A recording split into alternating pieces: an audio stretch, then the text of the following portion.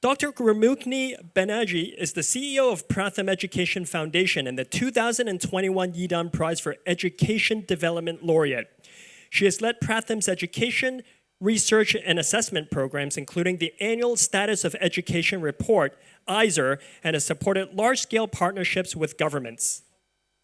Professor Abhijit Banerjee is the Ford Foundation International Professor of Economics at the Massachusetts Institute of Technology and a co-founder and co-director of the Abdul Latif Jameel Poverty Action Lab, JPAL.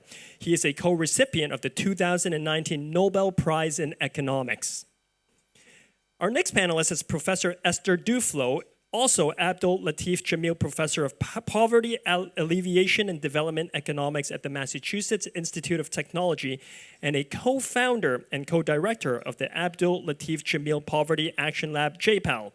She is a co-recipient of the 2019 Nobel Prize in Economics.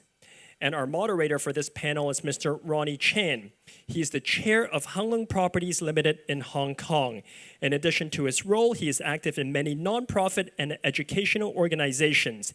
He is also co-founder and chairman of the Center for Asian Philanthropy and Society and founding chairman emeritus of the Asia Business Council. I'll turn things over now to Mr. Chan. Great, let's begin. First of all, let me congratulate again Dr. Ruffini Banerjee for being the 2021 laureate of the Yidan Prize for Education Development. We're delighted that you can join us here today, and then also joined by two MIT professors. My relationship to MIT go back a long way, but I will not go into that.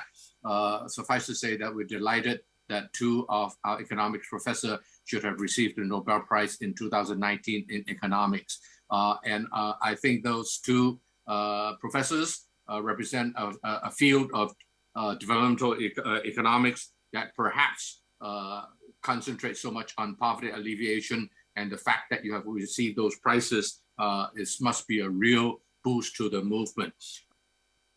Can I begin by asking you some very simple questions, such as, when did you get involved in education? And why India? You got your PhD from Chicago. Why not continue there? Why go back to India, and why education? So I think that this whole Chicago experience actually had something to do with my coming back to India. I did economics in college and, liked economics, but I liked applied things. I wanted sort of a little bit of how can you get your hands dirty and still use maybe a little bit of your analytical skills. But when I was in Chicago, a couple of things. One was that the university's relationship to the public school system, I hadn't seen anything like that in India. In India, university is university and schools are schools, and never the twain meet kind of. The other thing was that there was Chicago was going through this period of community participation in their school elections.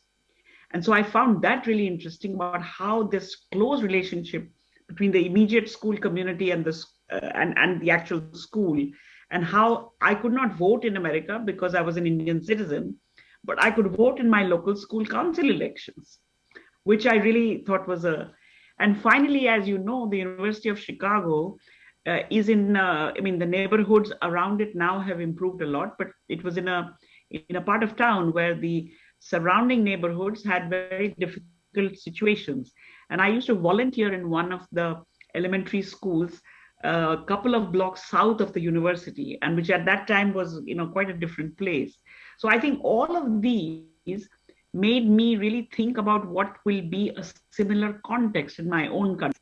So, but when you went back to India, I think you did 2 years of voluntary work upon your receiving a PhD from Chicago. Immediately, you joined Pratham Educational, the organization. But why? I mean, don't you need to live? I mean, you were doing voluntary work for 2 years. Well, I felt that I had worked actually a couple of years in Chicago. I had a postdoc at the university, and then I worked at the Spencer Foundation. And during that time, I was actually going back. I had a month off in the summer, and I was exploring, what can someone like me do in India? Bihar, and so on. And so I had this thing in my head that I would take a break for a bit, maybe work part-time. And I discovered that there is no part-time work in the world. If you really like what you do, it becomes more than full-time very quickly. But I felt that Pratham was a very new organization. There wasn't. I was really thankful for the experience of really getting to know India in a different way. And I suppose I thought, if I stay a volunteer, then if I want to be flexible about work, I could. Actually, it has nothing to do with that. If you like something, then you do it a lot, and it doesn't matter what the conditions are. So that's how I started, and as you can see, I haven't left yet. Very good. But since you took over the CEO position in 2015, have you redirected the organization? And if yes, in what direction? Um, but we've done some new things. So, for example, this exploration of really returning to really work very seriously with younger kids has picked up steam since then. I think we've done some amount of internal work. What is the leadership team? Who is going to now lead the organization? After me, the founders. We have two founders, Madhav Chavan and Farida Lambe, both of whom actually are still very active within the organization. And we like this, that you could have headed the organization and then left that spot, but you still hold very important positions. And we are all roughly the same, broadly the same age. So there is a big responsibility of developing the next line of leadership, next line of strategic thinking. We are very large now. So how do you do collective decision making? So we are working on some of these things which are less visible to the world outside, but I think are very important as well in the life of an organization. So I would say some external facing things and a lot of these internal things. And then, of course, COVID has turned everything upside down. So as an organization, as teams, we have learned many new things. And right now, again, I think like everybody else in the world, you're trying to figure out what are the things that you've learned in the last 18 months are really worth carrying forward, and which of these you did as a transition.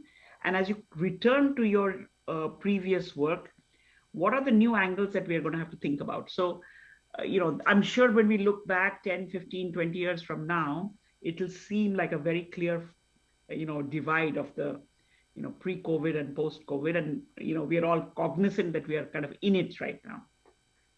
What made you want to concentrate on the early education, early childhood education? So I think that, we've worked for 15 years on this problem of children are already in school, but they're not learning enough. So, what just for a short form I call catch up. And so we worked on this catch up, but of course the question arises, why is this catch up needed in the first place? What can you do so that this problem, this learning crisis, this learning deficit doesn't happen at all? And obviously the first thing to do is to say, if you did things right from the beginning, then you should be able to never need this, later action that we have to do.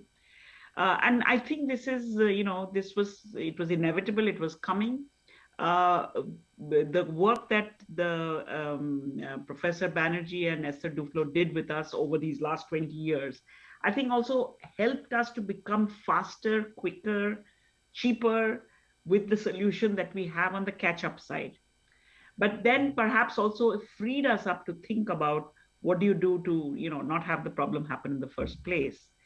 And while their work with us is much more known for the evaluations that they did on this teaching at the right level or the catch-up work, we've actually done a couple of randomized controlled trials on the early years as well. And as soon as the conditions stabilize and we are not as afraid of COVID or a reinfection, we have another study that is waiting to happen to really evaluate the effect of these mothers groups and this early parent participation on children's progress. See, I think that if you look at why is this catch-up needed, and then we can think about countries like mine and countries which are more developed. I think one of the reasons for catch up is that children, of course, come into school at slightly different ages and with different backgrounds. But our curriculum, right from first grade, is kind of, is moves very fast and moves in a very linear way. Our school systems don't necessarily have very well developed mechanisms for catching who is not really progressing at the rate that is expected. And similarly, our families, many of them, know it's very important to send children in school, but don't know how to recognize signs that the child is not doing, you have a sense that things are not okay, but not exactly.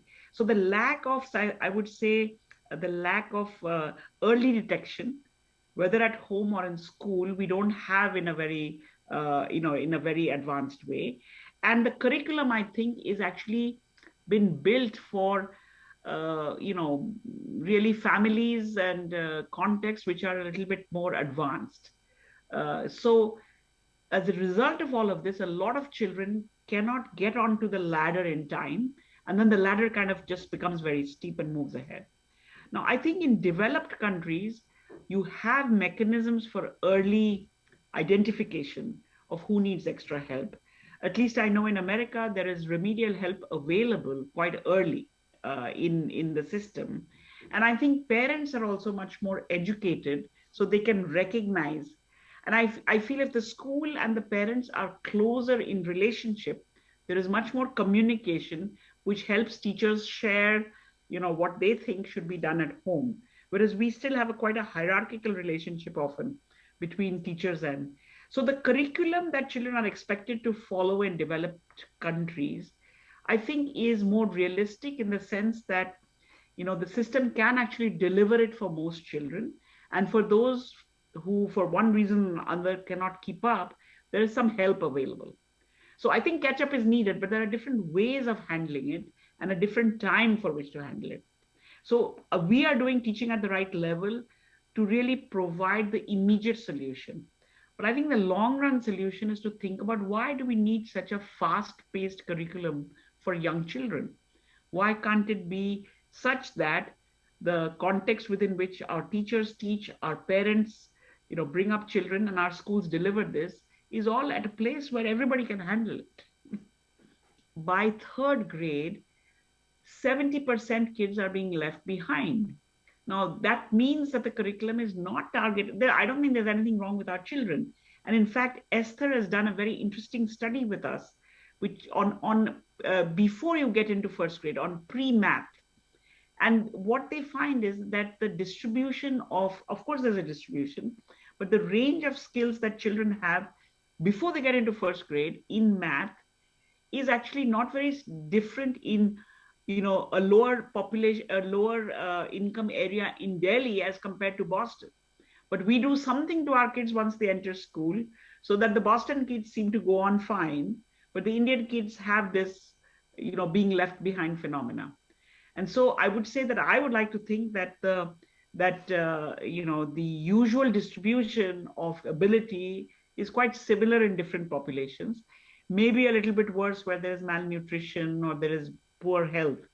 But if you had good nutrition and good health care, then most children should be able to be in that normal range. Dr. Abhijit Banerjee and Esther Duflo, I suspect that both of you supported the candidacy of Ruffini, Dr. Ruffini Banerjee to receive the Yidan Prize. You are all honorable people. You don't just do so because you have worked with her. Tell us the significance of what Dr. Ruffini Banerjee have done. Can you, either one of you, Abhijit or Esther? I'll start and let Esther take over. I think that it's even hard to find a 1 minute description. In some ways, Rukmini is one of these unique people. We talk a lot about, how one should be both an academic and an activist. And I think she's one of the people who's managed to do that credibly. I think most people like me just talk, and then there are people like her who do it. She's both made us understand the conceptual foundations of why education has failed often, and help design the methods to deal with it. And I think that that's an enormous achievement by any scale, but it's, in the scale of the problem, which is, there must be, hundreds of million children who have been underserved by the education system, are being underserved by the education system right now. And at that scale, someone who comes in, shows that the problem exists, helps, give a diagnosis of the problem and helps find a solution. Rukmini and her, working with Madhav Chavan have done exactly this. And in that, they've transformed the way we think about education. Esther? Yeah, it's hard to begin to know where even to start. I think what Pratham has done is to completely turn the problem on its head of education. There was this of understanding education in more ways than one. First of all, there was this idea that what you need to do is to get kids to go to school. In fact, Pratham's early motto was "every child in school," and then they added "and learning," and then they added "and learning well," and then this ability to understand that the issue, now we might be able to drop school even, because what matters is the learning, no matter where and how it happens, in school, outside of school, in preschool, in post-schools, in vocational training and the like. And so that's the first turning on its head that they've done, which is forget about school as the end of it, but think of learning as the end of it. And now it seems obvious because I think the world has come to that, but it wasn't. It wasn't in the 90s. It still wasn't in the 2000s or in the 2010s. And even now, it still sometimes requires conversation. That's the first fundamental shift. The second fundamental shift is that the way you make progress is not by looking for the perfect solution that is going to make a difference for 10 children or 100 children or 1,000 children. The way you make progress is by finding how to lift the learnings of hundreds, millions of children conceptually. And that again is a fundamental turning of its head of the problem, because it requires thinking of solutions that can be run at scale, that will be effective at scale, that are manageable in a human way, manageable in a financial way, and reproducible in this way. The third thing that is fundamental in Rukmini's work, besides everything that Abhijit said, is and it's related to this idea of management, is the ability to be the cheerleader, the conductor, the manager, the guru of this movement. You mentioned the word movement, which is very much the way we think about our work. There would be, in the same way, Pratham is not an NGO as much as a movement, and in fact it is how it describes itself and has described itself from the get-go. And finding, again, this requires a shift to think about what matters is not my achievement, what matters is not what I do, what matters is how the entire movement is going to be brought along to effect these transformational shifts. I think for all of these reasons, as well as everything Abhijit mentioned and many more, Rukmini is a unique individual, activist, scholars, and policy maker and changer. She often jokes that she doesn't know where the policy makers are, but she's one of them. And we are very much delighted to see her work recognized in this way. Thank you. I understand that now, even in developing economies, 90% of the children actually do go to school. But I read one study where in India, parts of India, only 52% of them are, I suppose, shown to be learning. I suppose I must be one of those 48% when I was growing up. So how much, Rukmini, tell us, how much do you think how much headway have you or anyone made to ascertain how much students are really learning. And they may be learning many things out of school, as Esther says. We focused on two very basic things: your ability to read very simple text, and your ability to do very simple things in arithmetic, knowledge of numbers and operations. On those two things, we have 15 years of data of every district in India of what children can, whether they can read or not. Now, I think, the question of, how do you measure learning is always a complicated one. So I will leave the complicated things to other people. But we know that if you can't read, you really can't do many things on your own. And so this basic, foundation, if that is not strong, then obviously any building you build on it will, either fall down or not be very strong. About half the children are able to read simple stories and so on, and maybe able to do better. But we have another half, which is not all, just close or just far behind. But there are children in that half who are not able to read even words or recognize letters and so on. Now, you would think that you're in fifth grade, 5 years of schooling, you've not been able to do it. But the solution that we apply is, doesn't matter what the curriculum is. If I find a child who is struggling with reading simple words, doesn't matter if the child is 10 years old, and we work with how do you get a child who's struggling at that stage to start reading simple sentences, and do this for children at all these levels, we find that on average, in about a month's time or 50 days time, working 1 or 2 hours a day on language and math, 75% of those kids who are not able to do this will be able to do it. I'm not saying they will be able to do algebra or trigonometry, but they will be able to get these basic foundational skills of reading simple texts and doing basic arithmetic quite quickly. And the reason that you spent 5 years not being able to do it is because you were given tasks which were far ahead of you. So it's just simply just the way we say it. If I start at the level at which the child is, it's actually quite possible to move quite quickly ahead. So it's a big problem, but it's a solvable problem if you're able to put aside the usual way in which the education system is run. Well, very good. Let me ask the two MIT professors. When you received a Nobel Prize, it was said that your work really did so much for poverty alleviation, in particular related to education. What's next? What do you propose that Ruffini would do next? Or what would you learn from Ruffini? Well, let me first mention that when we got the Nobel Prize, the work with Pratham was explicitly cited in the citation. In fact, it was the one piece of work that was noted in the citation.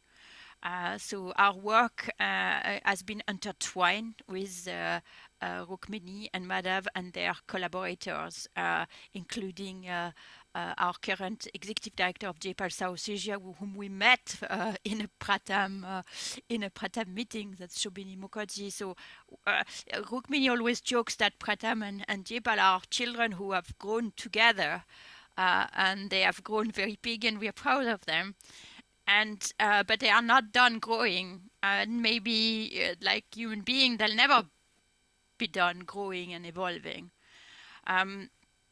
From the once you set up the mission of making, improving the lives of poor people around the world, which is the objective of JPAL, or making sure that every child is learning well, which is the goal of Pratham, there is no end to this process, because you can always do better.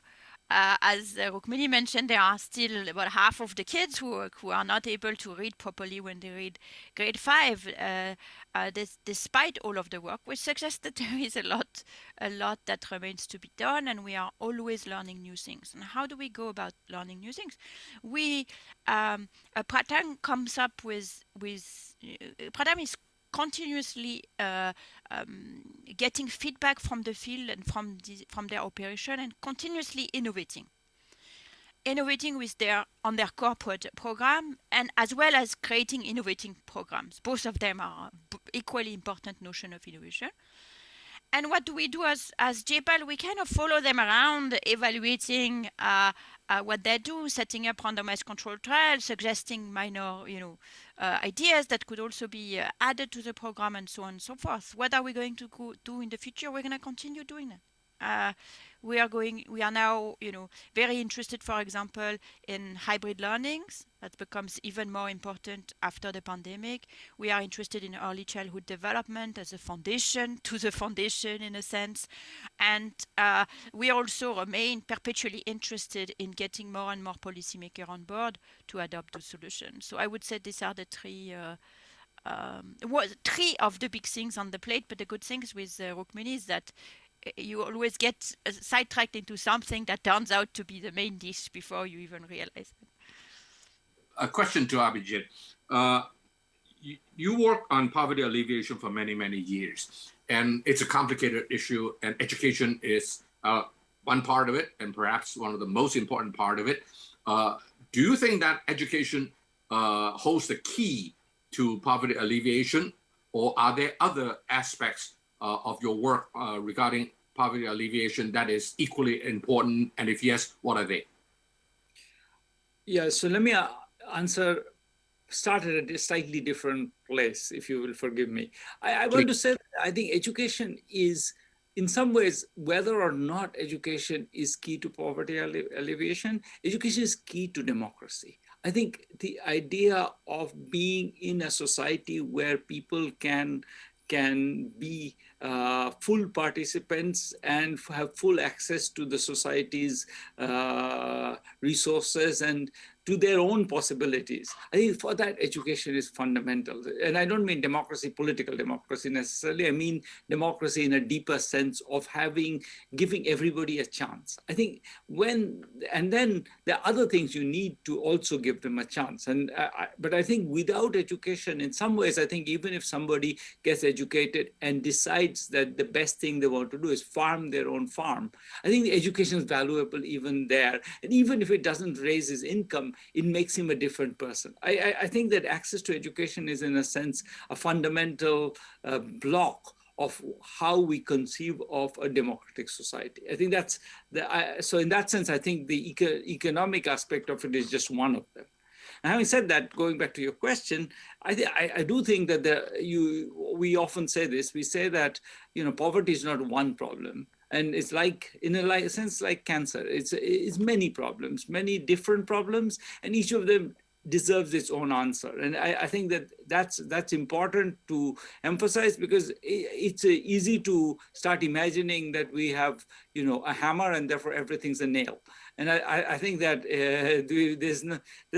there are many different reasons why people are depressed, people are sick, people have no access to financial markets, people have no access to infrastructure. There's all kinds of very good reasons why people don't reach their potential. What education does is create that potential. It gives them the option of being who they can be. And I think that's the fundamental sense in which education is different, I think, from all of these things. It's that it's constitutive. It makes us who we are. And in that sense, I feel that there's a sense in which education is really kind of in a different place. But I mean, that is not to say that if I wanted to alleviate poverty, I could do it just by educating people. I think that's one of the things that we've sort of learned, that, you can educate people, but if the labor markets don't provide jobs, then that's not very useful. If there are no entrepreneurial opportunities, that's not very useful. If you're going to get sick, that's not very useful. So I think that in the end, you have to deal with all those problems as well. On the problem. In fact, some of our own experiments, not just in India, but elsewhere, very much say that. For example, I've done a randomized control trial in Ghana where we gave access to secondary education to kids, and we found evidence of the two things that Abhijit just spoke about. On the one hand, education was transformative for their lives, particularly for the girls, leading to later marriages, fewer children that are also healthier. And we are now finding are themselves, the children, more cognitively advanced. When they are 3 or 4, they are learning better. They are more, doing better in life. On the other hand, so we see that this education starts this cycle of changing lives. On the other hand, Ghana is a deeply screwed up, for want of a better word, labor market, and we are thinking that these young people don't get better labor opportunities in the labor market, despite being much more likely to complete secondary school and knowing many more things. Does America or Japan or Korea also require can learn from what you all have done in education? I mean, I'm going to say this mostly based on other people's reactions. So when we present this work, the work we've done with Pratham, one reaction I've heard both in France and in the US, and I've never been to Korea, and I never spoken about education in Japan, so I can't tell you that. But is that we have the same problem in a lot of the low-income communities. The schools have exactly the same problem, which is that there is a lot of diversity of backgrounds. A lot of the kids come from troubled households or from households where they can't get enough support. And though for those kids, it's easy to fall behind. And once they fall behind, it's easy to be frustrated. And I think that's the general insight, which is that, you can not just use, given the diversity of backgrounds, you cannot just use age as an indicator of where you are. And I think that's the general insight. And the general insight absolutely applies, as far as I can tell, in many other countries. Esther, would like to add anything to that in that regard? Yeah, I think that the success of the no excuse charter school movement can be very much related to a similar philosophy, which is there is no excuse for a child not to be able to read when they are in 5th or 6th grade. And if they are not, this is our job to go back to teach them. And being both extremely demanding to the children and extremely demanding to the teachers, and is by making sure that step by step we're getting them where they need to be, is very much the same philosophy. What can we learn from Ruffini, your work, that will help the world, perhaps, that are all suffering from COVID, all the children? How will they be helped by your work to make the post-COVID education better, not just in India, but perhaps in the world? I can only speak from the experiences that we've had here. I think one big thing that we learned was that in times like these, extreme situation that we had, the parents, particularly for even in families where they were not very educated, really came together, parents and siblings, to help the younger children. And so I think that this, for many countries like ours, perhaps, where parents are not very educated, they're often left out in this learning process. But we learned that if you are able to reach, we do teaching at the right level. If you do reaching at the right level, you can get a lot more resources to help the kids to learn. And so even after schools open, I hope we can continue to engage parents in effective ways to help with the learning of children.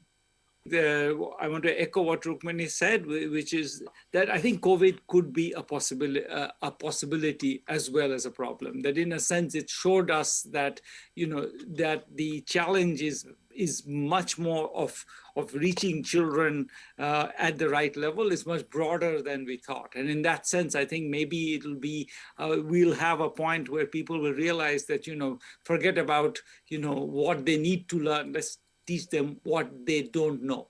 And maybe it'll give us the humility to actually address the problem right.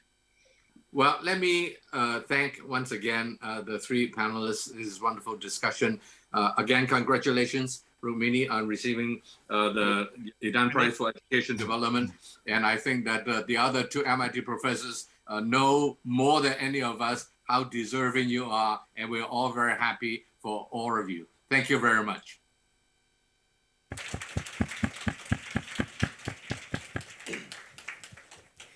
Thank you very much to our panelists, and of course to Mr. Ronnie Chan for leading our discussions. For those of you in the room, you might have noticed here at the front table, there's someone who looks a lot like Mr. Ronnie Chan. I assure you there are not two Mr. Ronnie Chans, but we're delighted that he is here in person to lead our Q&A as well with Mr. Edward Ma. So once again, gentlemen, thank you for coming on the stage. I'm going to turn things over to Edward once again. Thank you. Yes. Thank you very much indeed, Ronnie, for joining us. It's a flip side of the last panel because you joined us midnight for that discussions we saw just now. And welcome, Rukmini, joining us live from India. Hi. So before I begin, I'd just like to thank everyone also for your questions. I do apologize that due to limited time, we cannot get to all your questions, but please bear with us. We'll try to answer them maybe after the event. Here is actually the first question for Ronnie. The panelists suggested that simply having students in school and not understanding whether they are learning well can be problematic. And in Asia, we see a lot focus on students' ability. So what do you think has changed in the field of education since you were a student? Thank you, Edward. Rukmini, great to see you again. Just one word. Rukmini, last night at midnight, I received a note from someone you know, Dini Divitri. He and I used to serve on the A Society Global Board in New York City, and he's now in Dubai, and he says hello to you. I suspect he may be watching right now.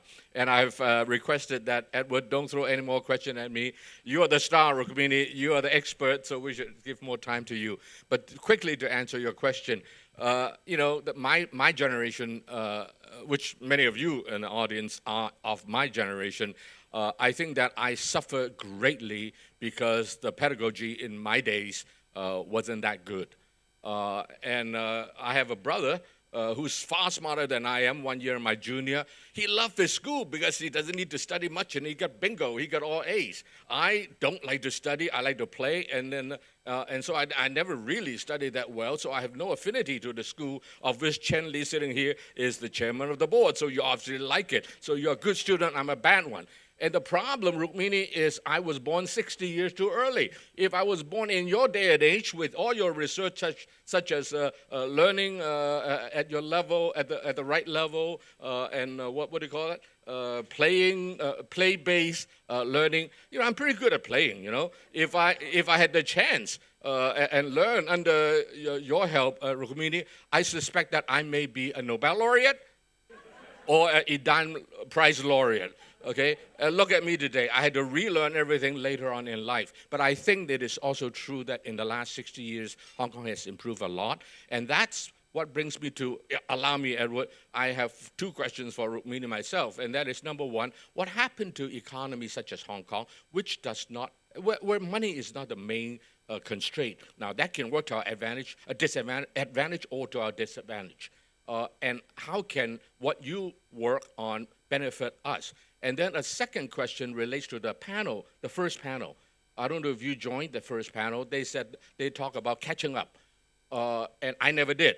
But I want to make sure that my son and his son will have the opportunity to catch up. And with COVID, as the last panel discussed so much, with the COVID, the falling behind is now massive. It's not just dumb people like me, but it is everybody. So how can you apply your research to solve the world's problem with hundreds of millions of students, as Esther Duflo mentioned, that need the catch-up? So, sorry, Edward, I'm not supposed to ask question, but I do ask Rukmini the question, and that's the last time you hear from me. Thank you so much, Edward and Ronnie. It's great to see you again. I think, you know, we are very, very privileged to get the Yidan Prize, but we don't have the keys to all the locks in the world. I can only say that I have been to Hong Kong a few times, but I cannot claim to know what your Hong Kong needs. All I can say is that for children who have been in school and have been struggling with some of the basics, perhaps this helping to put the foundation in place by starting where they are may be one way to go.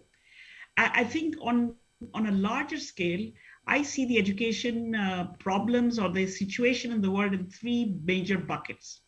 One is, how do you build the foundations right from the beginning? I think that is a big task. Some countries do it better than others.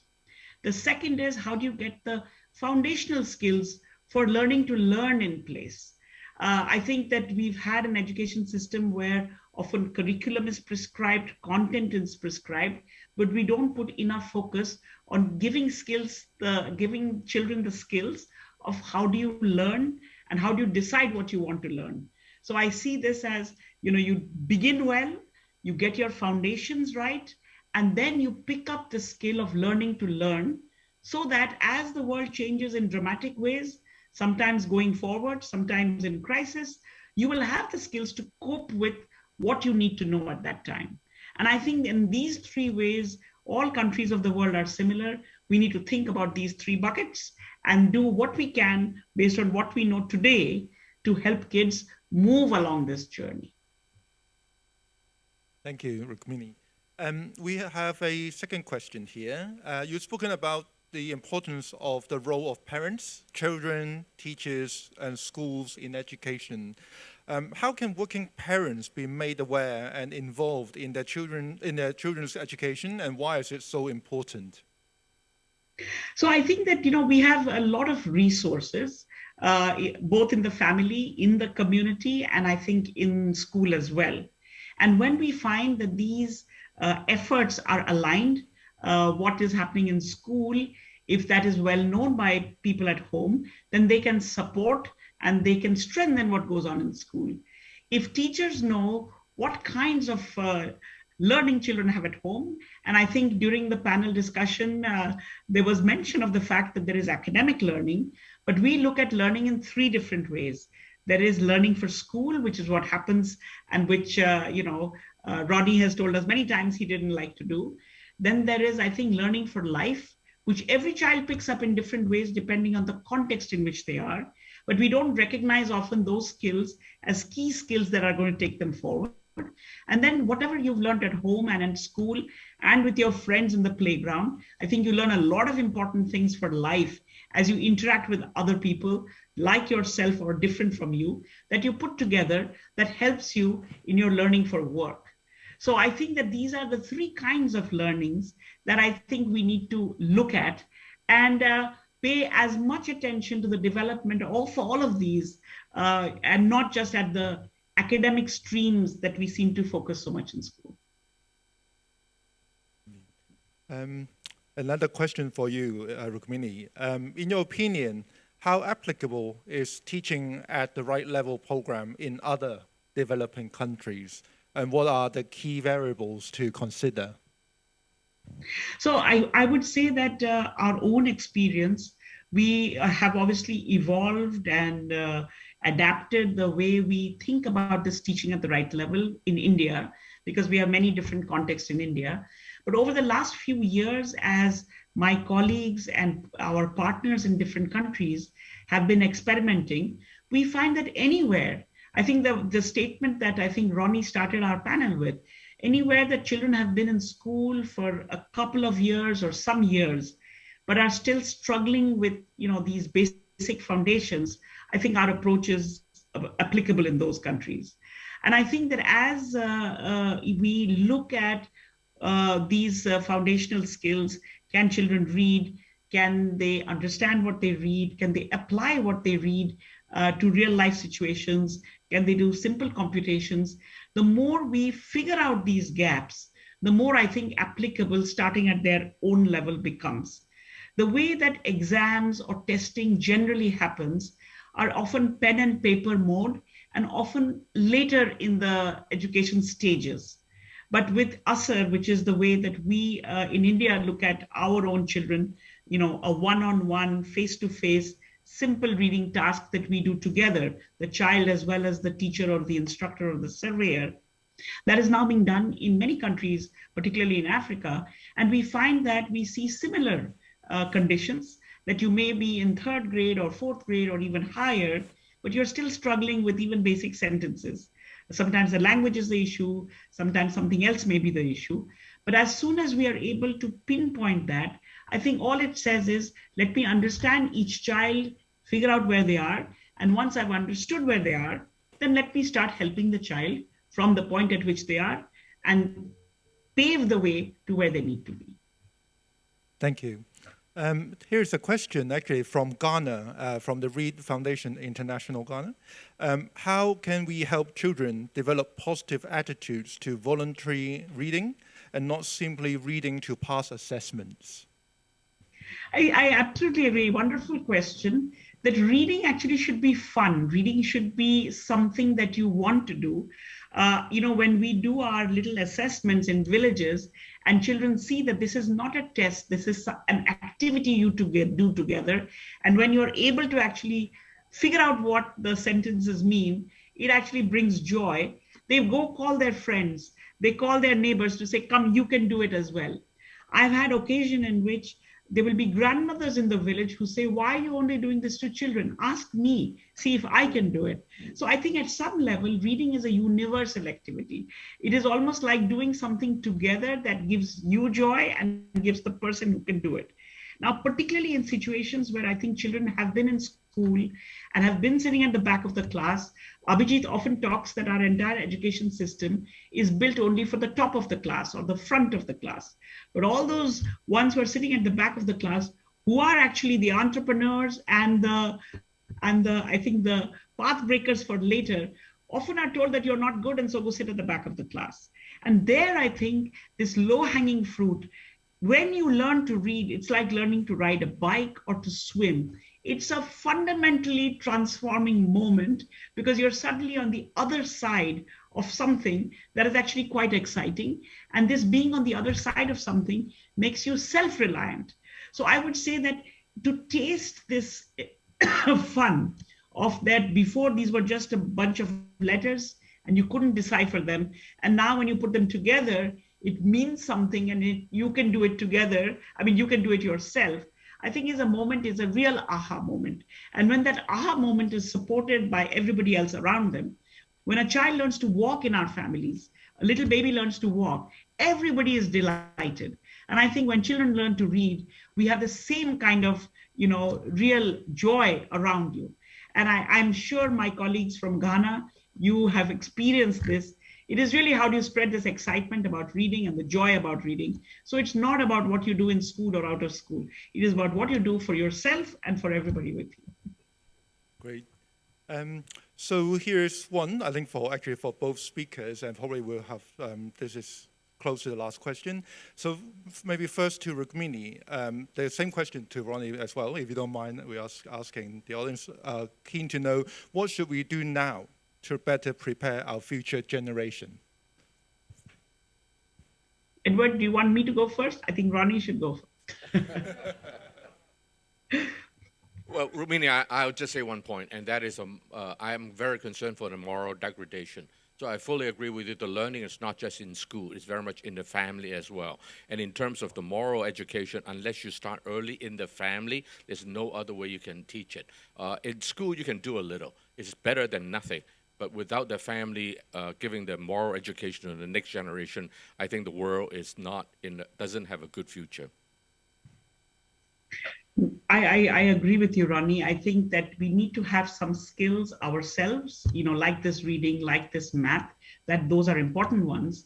But I think we also need to develop the skill of being with each other in groups. Sometimes our groups are not same. We are not all the same people. But look at the ease with which me sitting in India is able to talk to you in Hong Kong and agree on things and listen to your points of view.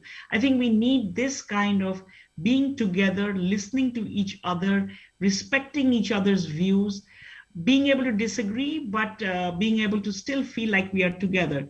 To me, these are very important values. And as the world moves at a different pace in different parts, or even within the same country, we need to be able to take everybody along. And that to me is one of the biggest values that we need to learn, whether we learn it in school or at home or preferably everywhere. So how can we get our basics in place so that we are self-reliant, but then how can we hold hands so that we can move well together? Indeed. Working together is very important on this very special journey to create a better world. Thank you, everyone. This come to the close of our second panel. And thank you, Ronnie. Thank you, Rukmini, for joining us.